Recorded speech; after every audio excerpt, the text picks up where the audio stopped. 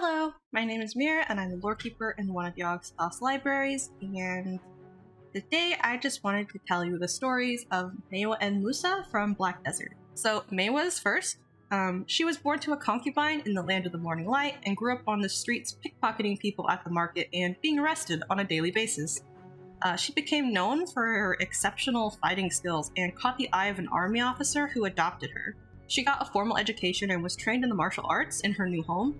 But when the time came for her to take the public hiring exam so she could get a job and start to make money for her family, she was not allowed to take the test due to her biological lineage, which is some bullshit.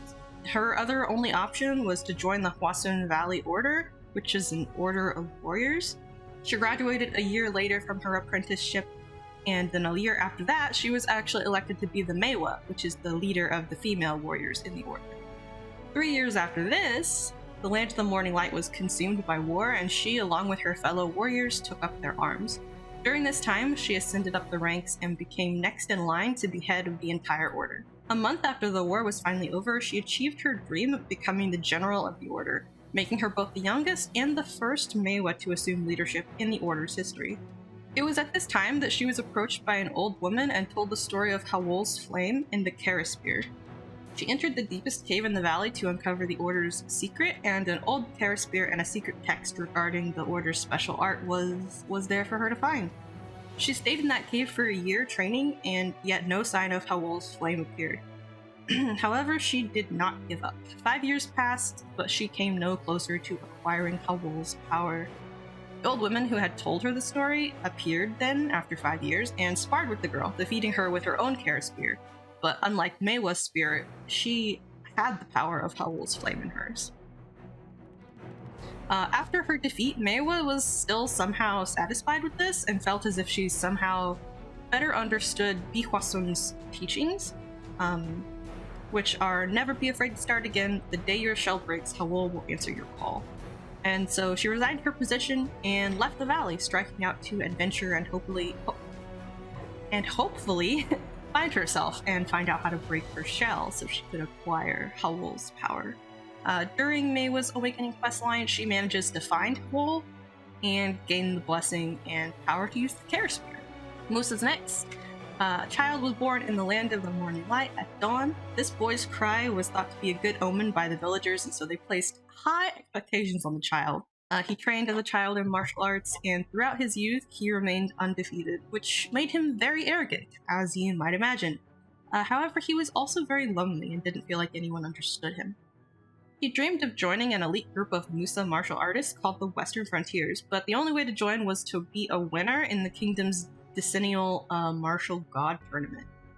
But the villagers and the boy both had no doubt that he would emerge victorious. To no surprise, he did make it to the final round, but his opponent was an old master who had easily defeated all before him with his giant scimitar. In the end, he did defeat the old master after a long and bloody battle, but he felt no joy in it. He was accepted to the Western Frontiers, but they ended up being an order full of horrible, corrupt people, and he didn't stay very long. Instead, he sought out the old master to challenge him again, because he felt that something was unfinished there. He found the master living in a cave, and they dueled. The young man lost over and over and over again, and each time the old master would console him and give him several drops of clear water to drink. Eventually, the young man finally did defeat the old master, and bowed before him 3 times and asked if he could be his apprentice. The master agreed. But unfortunately, that did not last long. Shortly after this, the old master's health deteriorated and he passed away, leaving the young man shaken, having lost the one person who he finally felt understood him. While preparing for the master's funeral, he came across a text titled Martial God Secrets next to his master's will. It revealed that the master was actually the legendary martial god Hayam, and also the young man's absentee father. After the funeral, the young man returned to Western Frontiers to claim his father's crescent blade, so that he could leave it at his father's shrine. In time, he came to seize leadership of the Western Frontiers himself. However, the corrupt officials and their cunning ploys would drive him to flee on a ship to the west, barely managing to escape with his life, and the martial god's secrets. In the Musa Awakening questline, he meets with Igor Bartali, who gives him a bottle of clear water and the crescent blade, and that's it. the lore behind Maehwa and Musa, 2 more classes from Land of the Morning Light. Are you excited for the new region? Let me know in the comments. Thank you so much for watching, and thank you as always to my supporters for making my content possible. If you would like to support the channel, you can do so by becoming a member on Ko-fi or subscriber on Twitch. Links are in the description below. Have a lovely day, and I hope to see you again here in the library.